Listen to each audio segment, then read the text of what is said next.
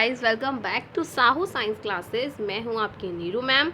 सबसे पहले सबको थैंक यू 100 सब्सक्राइबर्स कंप्लीट करने के लिए। ऐसे ही आप सब शेयर करते जाइए, वीडियो चैनल से जुड़ते जाइए ताकि और भी ज़्यादा लोग चैनल से जुड़ सकें और भी ज़्यादा सब्सक्राइबर्स बढ़ सकें।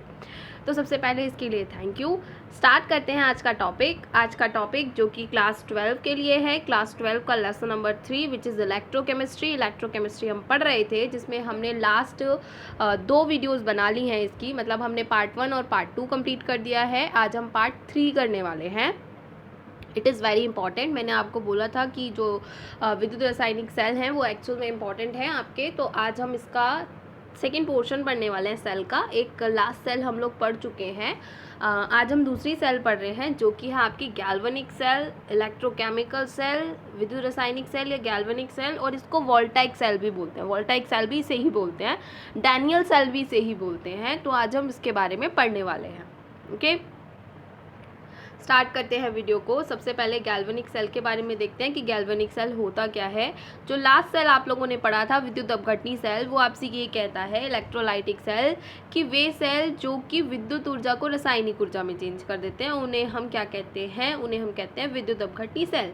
और गैल्वेनिक सेल आपसे इसका अपोजिट कह रहा है। ये आपसे कह रहा है कि वे सेल जो रासायनिक ऊर्जा को विद्युत ऊर्जा में चेंज कर देते हैं। किसको? रासायनिक ऊर्जा को, मतलब केमिकल एनर्जी को इलेक्ट्रिक एनर्जी के अंदर चेंज कर देते हैं, उनको हम गैल्वेनिक सेल बोलते हैं। या फिर इन्हीं को हम इलेक्ट्रोकेमिकल सेल बोलते हैं, या फिर इन्हीं को हम वोल्टाइक सेल बोलते हैं। ये सब इसी का नाम है, ठीक है। इसके बाद इसके अंदर जो इंपॉर्टेंट चीज़ें पढ़नी है वो ये है कि इस सेल में 2 भिन्न प्रकार के इलेक्ट्रोड होते हैं। 2 अलग अलग प्रकार के इलेक्ट्रोड्स होते हैं इसमें, जिन्हें हम अर्ध सेल कहते हैं, ठीक है। दोनों इलेक्ट्रोडों को विद्युत संचालक व विद्युत अपघट्यों को लवण सेतु से जोड़ते हैं। तो सबसे पहले हम इसके अंदर 2 चीज़ पढ़ेंगे। एक तो पढ़ेंगे हम ये हाफ सेल क्या है, अर्ध सेल क्या है, और दूसरा हम पढ़ेंगे लवण सेतु क्या है। इन दोनों के बारे में हम पढ़ेंगे, तब हमें ये पूरा समझ में आएगा। तो एक्चुअल में हाफ सेल क्या होता है, हम सबसे पहले हाफ सेल पढ़ते हैं। That what is half cell. इसको हम इंग्लिश में हाफ सेल और हिंदी में अर्ध सेल कहते हैं। तो ये एक्चुअल में होता क्या है? तो एक्चुअल में होता क्या है कि जब एक ही मेटल की, एक ही धातु की, ठीक है, 2 ऑक्सीडेशन स्टेट्स ले ली जाती हैं। 2 ऑक्सीडेशन स्टेट्स का मतलब ये है 2 ऑक्सीकरण अवस्था ले ली जाती हैं, तो उससे बना जो सेल होता है वो अर्ध सेल कहलाता है। फॉर एन एग्जाम्पल, हमने एक बीकर लिया और उस बीकर के अंदर हमने कॉपर की छड़ लगा दी। किसकी छड़ लगा दी? हमने कॉपर की छड़ लगा दी। और हमने इसके अंदर CuSO4 का, मतलब कि कॉपर सल्फेट का विलयन भर दिया, ठीक है। तो अब ज़रा इसे ध्यान से देखोगे, अगर यहाँ पर हमने बैटरी से वो कनेक्ट कर देंगे, वो एक अलग चीज़ है। यहाँ अगर आप इसे ध्यान से देखोगे तो जब कॉपर सल्फेट को चेक करोगे तो इसमें कॉपर की ऑक्सीडेशन स्टेट आएगी +2 और सल्फेट की ऑक्सीडेशन स्टेट -2 होती है, तो इसकी ऑक्सीडेशन स्टेट कितनी आएगी? +2। और अगर सिर्फ कॉपर की ऑक्सीडेशन स्टेट को चेक करोगे तो यहाँ पर इसकी जो ऑक्सीकरण अवस्था है या ऑक्सीडेशन स्टेट है वो आएगी 0, ठीक है। तो आपको समझ आ रहा है कि एक ही सॉल्यूशन के अंदर या एक ही बैटरी के अंदर आपको एक ही मेटल की 2 ऑक्सीडेशन स्टेट्स दिखाई दे रही हैं। आपको इसके अंदर कॉपर की 2 ऑक्सीडेशन स्टेट दिखाई दे रही है, एक 0 स्टेट दिखाई दे रही है और दूसरी +2 स्टेट दिखाई दे रही है। तो ये जो आपको ये पूरा एक सेटअप दिखाई दे रहा है, ये है एक इलेक्ट्रोड। क्या है ये? एक इलेक्ट्रोड, जिसको हम हाफ सेल बोलते हैं। क्या बोलते हैं? Half cell. और ऐसी जब 2 सेल मिल जाएंगी तब वो एक कंप्लीट सेल बनाने का काम करेंगी। इसको हम हाफ सेल या अर्ध सेल बोलते हैं। और ऐसी जब 2 सेल मिल जाएंगी तब वो एक सेल बनाने का काम करेंगी।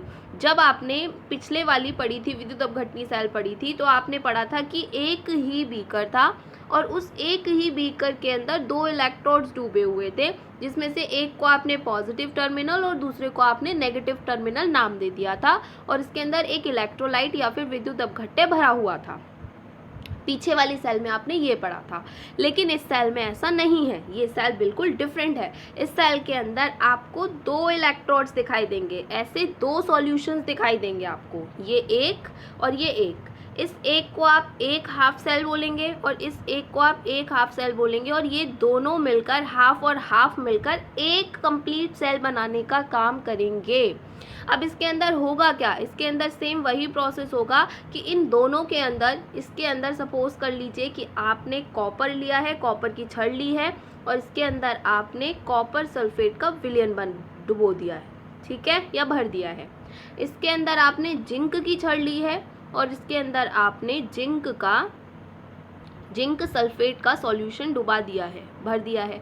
तो सबको समझ आ रहा है कि यहाँ पर जो कॉपर है, कॉपर की ऑक्सीडेशन स्टेट यहाँ पर है 0, क्योंकि इसके साथ कुछ नहीं है। तो जब अकेली अवस्था में, स्वतंत्र अवस्था में होते हैं, तब उनकी ऑक्सीडेशन स्टेट 0 होती है, और यहाँ पर इसकी ऑक्सीडेशन स्टेट कितनी है, +2।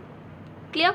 यहाँ जिंक की ऑक्सीडेशन स्टेट है 0 और यहाँ जिंक की ऑक्सीडेशन स्टेट है +2। तो जब आप एक ही विलेन के अंदर एक धातु की 2 ऑक्सीडेशन स्टेट्स लेते हैं, तो उससे बनने वाला जो सेल होता है वो अर्ध सेल कहलाता है, सबसे पहली चीज़। तो ये एक अर्ध सेल हो गया कंप्लीट, और ये एक अर्ध सेल हो गया कंप्लीट, और ये दोनों मिलकर एक सेल बनाने का काम करेंगे। ये मेरा डायग्राम था। अब मैं आपको एक और डायग्राम के थ्रू समझा देती हूँ। ये देखिए, ठीक, ये दिखाई दे रहा है आपको। सपोज कर लीजिए कि ये है आपका कॉपर, और इसके अंदर जो विलेन भरा हुआ है वो है आपका कॉपर सल्फेट। ठीक, यहाँ सपोज कर लीजिए कि ये है आपका जिंक, और इसके अंदर जो सॉल्यूशन भरा हुआ है वो है आपका जिंक सल्फेट। ठीक है, तो यहाँ पर इसकी ऑक्सीडेशन स्टेट है 0 और यहाँ इसकी ऑक्सीडेशन स्टेट है 2+2।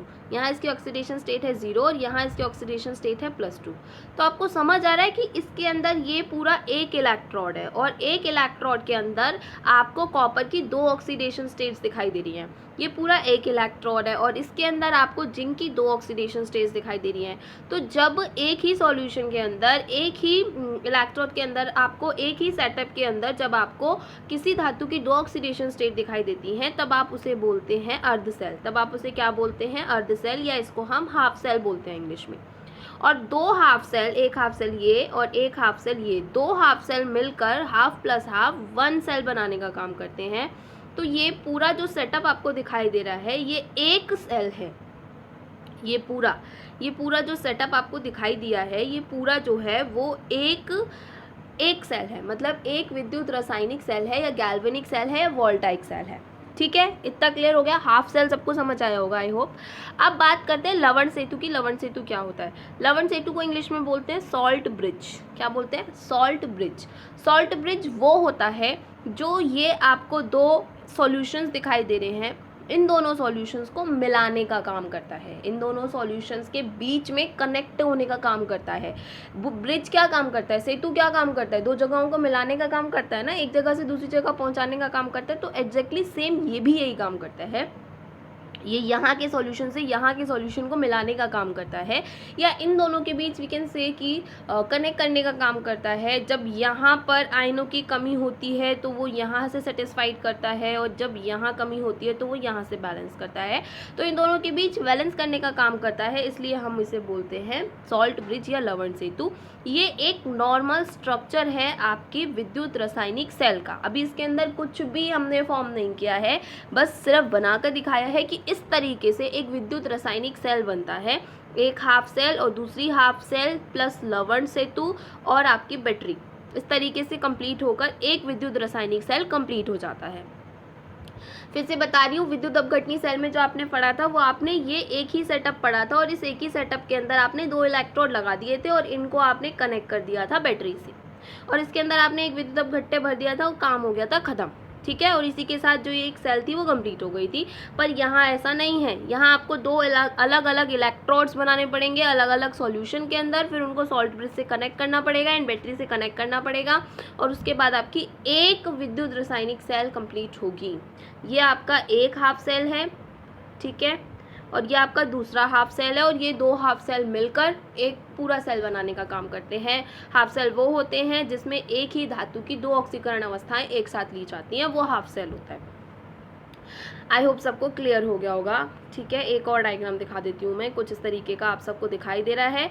इसके अंदर ये क्या दिखाई दे रहा है कि एक बीकर ये है और एक बीकर ये है, इसके अंदर एक ये Zn जिंक मेटल लिया हुआ है, एक Zn का सॉल्यूशन है, जिंक सल्फेट से Zn आयन बनेंगे, और जिंक मेटल पे और 0 ऑक्सीडेशन स्टेट आएगी, इस पर +2 ऑक्सीडेशन स्टेट आएगी। ये कॉपर मेटल है और ये कॉपर का सॉल्यूशन है।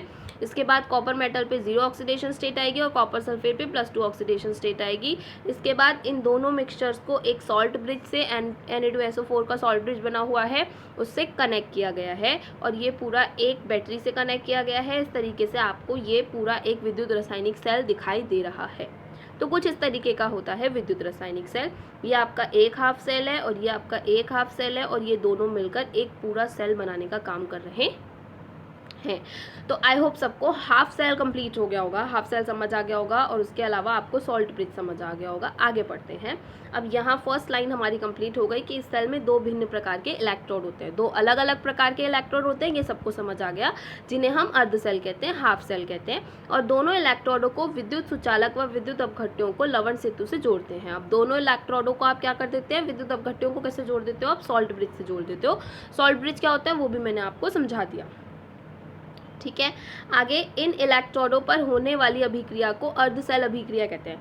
भाई जब एक हाफ सेल पर जो रिएक्शन हो रही है वो अर्ध सेल अभिक्रिया कराएगी, दूसरी पर जो हो रही है वो भी अर्ध सेल अभिक्रिया कहलाएगी। सबकी अपनी अपनी अर्ध सेल अभिक्रिया है, बस एक पर ऑक्सीडेशन होगा और दूसरे पर रिडक्शन होगा। ये सबको पता है कि एक कोई सा भी एक जो होगा वो कैथोड का काम कर रहा होगा और कोई सा भी एक जो होगा वो एनोड का काम कर रहा होगा। तो एक पर ऑक्सीडेशन होगा और दूसरे पर रिडक्शन होगा, ठीक है। एक इलेक्ट्रोड पर ऑक्सीडेशन क्रिया व दूसरे पर रिडक्शन अभिक्रिया होती है। ऑक्सीडेशन इलेक्ट्रोड को एनोड कहते हैं। ध्यान से ये चीज़ फिर से सेम है कि जिस पर ऑक्सीडेशन होता है उसे एनोड कहते हैं और जिस पर रिडक्शन होता है उसे कैथोड कहते हैं। अब जो चीज़ मैंने आपको पीछे समझाई थी, पीछे वाली वीडियो में समझाई थी कि इस थ्योरी को अपने दिमाग में रखना कि कैथोड नेगेटिव होता है और एनोड पॉजिटिव होता है, गलत है। इस थ्योरी को अपने दिमाग में मत रखिएगा। मैंने आपको कौन सी थ्योरी दिमाग में रखने के लिए बताई थी कि एनोड पर ऑक्सीडेशन होता है और कैथोड पर रिडक्शन होता है। ये थ्योरी मैंने आपको अपने दिमाग में रखने के लिए बताई थी और यही थ्योरी यहाँ वर्क कर रही है, क्योंकि देखिए इसने क्या बोला है कि इस सेल में कैथोड होता है धनात्मक ध्रुव। यहाँ कैथोड कैसा है, पॉजिटिव, और उस पर ही अपचयन होता है, और एनोड होता है ऋणात्मक ध्रुव और इस पर होता है ऑक्सीडेशन। तो यहाँ आपकी ये थ्योरीज कि कैथोड नेगेटिव और एनोड पॉजिटिव होता है गलत साबित होती है, क्योंकि इस सेल के अंदर ऐसा नहीं होता है। इस सेल के अंदर कैथोड जो होता है वो धनात्मक होता है और एनोड जो होता है वो ऋणात्मक होता है। क्यों? क्योंकि इस सेल के अंदर रासायनिक ऊर्जा जो है वो वैद्युत ऊर्जा में चेंज हो रही है। अब आपका जो फ़ोन है, आपका फ़ोन चार्ज हो चुका है और आपके फ़ोन का जो केमिकल है उसके अंदर जो एनर्जी है वो सेव हो चुकी है और अब उसका जस्ट अपोजिट हो जाएगा। अब आप उस ऊर्जा को वैद्युत ऊर्जा में यूज़ करेंगे, ठीक है। चलिए आगे बढ़ते हैं। आगे का मेरा एक और टॉपिक है जो कि है सॉल्ट ब्रिज। आपको सॉल्ट ब्रिज के बारे में पता होना चाहिए कि सॉल्ट ब्रिज क्या होता है, पढ़ लेते हैं। तो लवण सेतु जो होती है वो एक प्रकार की द्रव संधि होती है, लिक्विड संधि होती है, लिक्विड जॉइंट होता है ये, ठीक है, जिसका उपयोग किया जाता है वैद्युत रूप से दो विद्युत अपघट्यों के जलीय विलयन को जोड़ने के लिए। आप सबने देखा था कि नीचे आपने दो जो विद्युत अपघट्य थे इनका जो विलयन था, इनको जोड़ने के लिए आपने सॉल्ट ब्रिज का यूज़ किया था, ठीक है। दूसरी चीज़, इसमें कोई लवण, इसमें जो सॉल्ट ब्रिज होता है उसके अंदर कोई लवण भर दिया जाता है, ठीक है। वो लवण कैसा होता है, KCl हो सकता है, KNO3 हो सकता है, K2SO4 हो सकता है, NH4NO3 होता है, मतलब जिसके अंदर पॉजिटिव और नेगेटिव इक्वल होंगे वो हो सकता है, एक लवण होना चाहिए। अब इनको क्या करते हैं, ये जो लवण है इनको हम गाढ़े सॉल्यूशन की जेलेटिन या अगार अगार में लुगदी बनाकर यू नली में भर देते हैं। अब इनमें से या तो हमने KCl ले लिया, KCl को हमने या तो जिलेटिन में मिला दिया या अगर अगर में मिला दिया। अब ये दोनों क्या होते हैं, जिलेटिन या अगर अगर। आप लोगों ने सबने जेली देखी है, ठीक है। तो जेली जो होती है वो भी लिक्विड ही होती है, लेकिन उसको उस जेली फॉर्म में लाने के लिए हम उसके अंदर जिलेटिन या फिर अगर अगर मिलाते हैं। ये किसी भी लिक्विड मटेरियल को उस जेली टाइप की शेप में चेंज कर देते हैं, ठीक है। तो ये भी यहाँ पर हम क्या करते हैं, इनके अंदर हम इस टाइप के लवण के अंदर हम जिलेटिन या फिर अगर अगर मिला देते हैं, जिससे एक गाढ़ी लुगदी बन जाती है, गाढ़ा पेस्ट बन जाता है और उसे हम इस यू आकार की ट्यूब के अंदर भर देते हैं। ये एक यू आकार की ट्यूब होती है जिसके अंदर हम इसे भर देते हैं, ठीक है, जिसमें सरंध्र प्लग लगे रहते हैं। सरंध्र प्लग का मतलब ये है कि इसके नीचे यहाँ पर इस तरीके के प्लग होते हैं, मतलब ये बंद नहीं होता है, इसके अंदर इस तरीके के प्लग होते हैं कि इसका जो सॉल्यूशन है वो इसके अंदर जा सकता है, आर पार हो सकता है। यहाँ पर सरंध्र होते हैं, ये छिद्रित होते हैं यहाँ पर, ठीक है, ओके। उसके बाद वैद्युत रासायनिक सेल में वैद्युत रासायनिक परिवर्तन के ना रुकने तथा विद्युत धारा के सतत प्रवाह के लिए इसका उपयोग किया जाता है। ये बहुत इंपॉर्टेंट है कि इसका उपयोग क्यों किया जाता है। इसका उपयोग इसलिए किया जाता है क्योंकि आप सबको पता है कि यहाँ पर दो प्रकार की अभिक्रियाएं होंगी, एक यहाँ होगी और एक यहाँ होगी। तो जब यहाँ से कोई भी जो भी आपका धातु है, जब उसकी कमी, जब वो निकलेगा तो उसकी कमी होगी, वो यहाँ जाएगा और उसकी कमी होगी, तो इस सॉल्यूशन के अंदर जो आयनों की कमी होगी, उन आयनों को बैलेंस करने का काम सॉल्ट ब्रिज करेगा। वो अपने अंदर से, जैसे कि यहाँ पर अगर पॉजिटिव आयनों की कमी हो रही है तो वो अपने अंदर से पॉजिटिव आयनों को यहाँ ट्रांसफ़र करेगा ताकि दोनों सॉल्यूशन का जो इक्विलिब्रियम है, जो दोनों सॉल्यूशंस का बैलेंस है, वो बना रहे, वो ख़राब ना हो। ये काम सॉल्ट ब्रिज करता है, क्योंकि अगर इक्विलिब्रियम ख़राब हो गया, अगर वो बैलेंस नहीं रह पाया, तो जो विद्युत धारा है वो प्रवाह नहीं हो पाएगी। तो विद्युत धारा के सतत प्रवाह के लिए हम सॉल्ट ब्रिज यूज़ करते हैं। ये क्वेश्चन 1 नंबर के में भी आ जाता है कि सॉल्ट ब्रिज का यूज़ क्यों किया जाता है या लवण सेतु का उपयोग क्यों किया जाता है। तो इट्स इंपॉर्टेंट कि लवण सेतु का प्रयोग जो है विद्युत धारा के सतत प्रवाह के लिए किया जाता है और वैद्युत रासायनिक अभिक्रिया ना रुके इसके लिए किया जाता है। आई होप सबको सॉल्ट ब्रिज और हाफ सेल ज़रूर समझ में आ गया होगा, क्योंकि अगर सॉल्ट ब्रिज और हाफ सेल समझ में नहीं आया ना तो ये सेल नहीं समझ आएगी।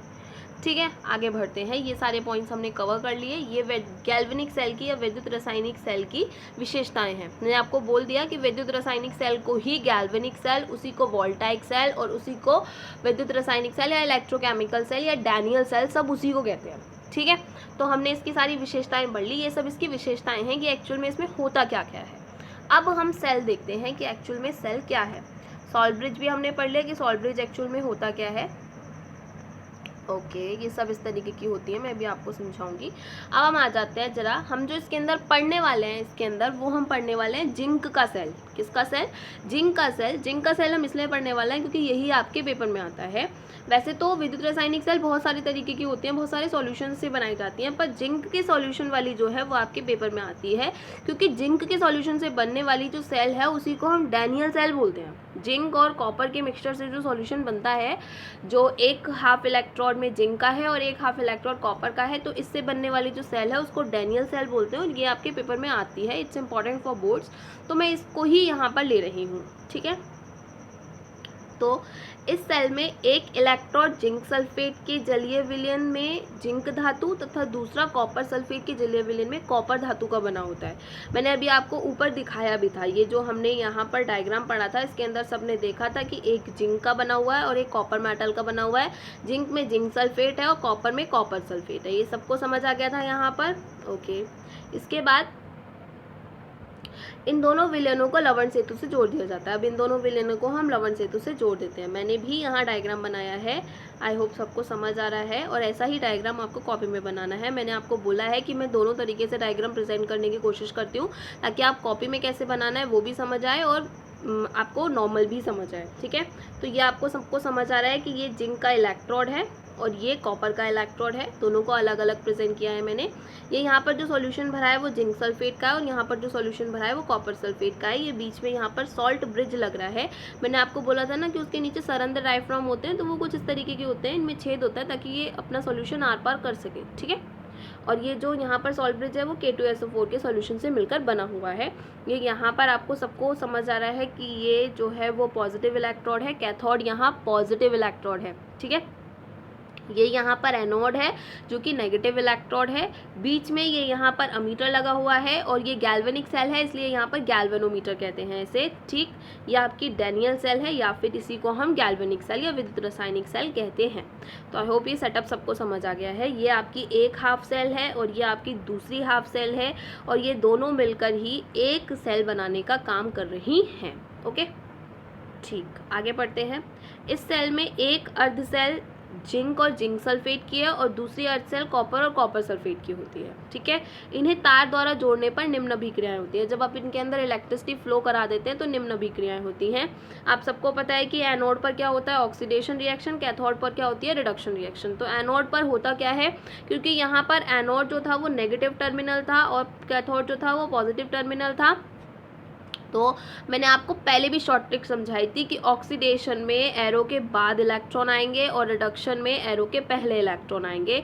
तो यहाँ पर जिंक जो है वो जिंक 2+ आयन में टूट जाता है, 2 इलेक्ट्रॉनों को लूज़ कर देता है, और वो जो 2 इलेक्ट्रॉन लूज़ हुए थे उन्हें जो कॉपर का आयन है वो एक्सेप्ट कर लेता है और वो कॉपर में चेंज हो जाता है। ठीक है, इसके बाद इन्हें हम अर्ध सेल अभिक्रिया या इलेक्ट्रोड अभिक्रिया कहते हैं। अब ये जो दोनों अभिक्रियाएं आपने यहाँ पढ़ी थी, ये वाली, इन अभिक्रियाओं को हम क्या कहते हैं? अर्ध सेल अभिक्रिया, क्योंकि ये अर्ध सेल पर हुई हैं तो इसलिए अर्ध सेल अभिक्रिया या इलेक्ट्रोड अभिक्रिया कहलाती हैं। अब सबको पता है कि एक इलेक्ट्रोड ये है और एक इलेक्ट्रोड ये है, तो इस पर जो रिएक्शन हुई है और इस पर जो रिएक्शन हुई है, ये दोनों मिलकर इलेक्ट्रोड अभिक्रिया या फिर अर्ध सेल अभिक्रिया कहलाती हैं। ठीक है, एनोड पर जिंक आयनों में परिवर्तित हो जाता है। एनोड पर क्या होता है? जिंक जो होता है वो जिंक आयनों में परिवर्तित हो जाता है। तो एनोड पर जिंक जो होता है वो जिंक आयनों में परिवर्तित होकर विलयन में चला जाता है। अब एनोड पर क्या होता है? एनोड पोर्शन कौन सा था आपका? एनोड पोर्शन था आपका ये। तो यहाँ पर होता क्या है कि जो जिंक है, जो Zn था, जो Zn का इलेक्ट्रोड है, वो किस में चेंज हो रहा था? ऊपर अभी आपने रिएक्शन पढ़ी तो उसमें आपने देखा कि Zn जो है वो Zn2+ में टूट रहा था, तो Zn जो है वो Zn2+ में टूट जाता है। ठीक है, Zn2+ में टूट जाता है और टूटने के बाद ये क्या करता है? विलयन में चला जाता है। ये यहाँ इस सॉल्यूशन के अंदर चला जाता है, Zn2+ में टूटकर इस सॉल्यूशन के अंदर चला जाता है। ठीक है, और उसके बाद जो इलेक्ट्रॉन होते हैं वो मुक्त हो जाते हैं। इलेक्ट्रॉन ऑब्वियसली आप सबने देखे थे कि इलेक्ट्रॉन जो थे वो मुक्त हो गए थे। Zn2+ में टूटने के बाद यहाँ पर 2 इलेक्ट्रॉन्स निकल गए थे। ठीक है, कैथोड पर सॉल्यूशन के कॉपर 2+ आयन इलेक्ट्रोड को ग्रहण कर लेते हैं। अब यहाँ पे वो इलेक्ट्रॉन जो फ्री हुए थे वो कॉपर के पास चले जाते हैं और कॉपर के इलेक्ट्रोड जो होते हैं वो उनको एक्सेप्ट कर लेते हैं, उनको ग्रहण कर लेते हैं और ग्रहण करने के बाद कॉपर छड़ पर एकत्रित हो जाते हैं और फिर सब क्या करते हैं? वो इलेक्ट्रॉन्स आकर कॉपर पर एकत्रित हो जाते हैं और कॉपर की छड़ जो है वो मोटी होती चली जाती है। ठीक है, इस तरीके से यहाँ पर एक होल रिएक्शन होता है जो आपको सबको दिखाई दे रहा है कि Zn सॉलिड में होता है, कॉपर का जो सॉल्यूशन होता है उसके आयन उसको एक्सेप्ट करते हैं इलेक्ट्रॉन्स को और यहाँ पर रिएक्शन कंप्लीट हो जाती है। इस अभिक्रिया को रेडॉक्स रिएक्शन कहते हैं, जिसमें रासायनिक ऊर्जा विद्युत ऊर्जा में परिवर्तित हो जाती है। तो ये है आपकी पूरी डैनियल सेल या फिर गैल्वेनिक सेल। कॉपी में इस तरीके से बनानी है, इतना लिख कर आना है और तरीके से हम इसके डायग्राम देख लेते हैं। ये आपको एक और सेल है। मैंने बोला ना हमें डैनियल सेल कौन सी पढ़नी थी? कॉपर की और जिंक की। उसके अलावा भी और भी बहुत सारी इलेक्ट्रोकेमिकल सेल्स होती हैं जो कि आपको ये दिखाई दे रही है। ये कॉपर की है, इसमें कॉपर का ही विलयन भरेगा। ये है आपकी Ag की और इसके अंदर Agi का ही विलयन भरेगा। इसके अंदर कॉपर की दिखाई दे रही है आपको, ये कॉपर नाइट्रेट का विलयन भरा हुआ है और ये AgNO3 के जिसके अंदर AgNO3 का सॉल्यूशन भरा हुआ है। ठीक है, तो और यहाँ पर NaNO3 की ही सॉल्ट ब्रिज बनी हुई है। तो ये भी एक वोल्टाइक सेल है। ठीक है, जो कि कॉपर की और Ag की है। जो हमने पढ़ी है वो जिंक की और कॉपर की है। ये भी आपको दिखाई दे रही है, ये भी कॉपर की और Ag की है। ठीक है, यहाँ पर सॉल्ट ब्रिज के NO3 का बना हुआ है। इसके अलावा आपको ये दिखाई दी, ये तो आपको पता ही है डैनियल सेल है। ये प्रॉपर डैनियल सेल है, इसको हम डैनियल सेल बोलते हैं। ये वोल्टाइक सेल का एक एग्जाम्पल है जो कि आपके पेपरों में आता है। ठीक है, ये भी एक वोल्टाइक सेल है या फिर गैल्वेनिक सेल है। ठीक है, ये भी एक वोल्टाइक सेल या गैल्वेनिक सेल है, पर आपको पढ़नी ये वाली है क्योंकि ये आपके एग्जाम में आती है। आपको ये ज़्यादा अच्छे से पढ़नी है, बाकी सब भी उसी के एग्जाम्पल है। अब जो चाहे वो पढ़ सकते हैं। तो यहाँ आपका ये टॉपिक ख़त्म होता है, यहाँ आपका गैल्वेनिक सेल ख़त्म होता है। आई होप सबको समझ आया होगा कि विद्युत रासायनिक सेल या गैल्वेनिक सेल क्या है। एंड एक्चुअली ये बहुत ज़्यादा इंपॉर्टेंट है, इसलिए आप सबको ये ज़रूर पढ़नी है, शुरू से एंड तक वीडियो देखनी है। और नहीं समझ आए तो आपको मुझे कमेंट करके बताना है ताकि मैं उसको दोबारा समझा सकूँ। और इसको ज़रूर शुरू से एंड तक नहीं समझ आए दोबारा वीडियो देखकर समझना है, क्योंकि ये बहुत ज़्यादा इंपॉर्टेंट है बोर्ड्स के लिए। ओके, घर पर रहिए, पढ़ते रहिए।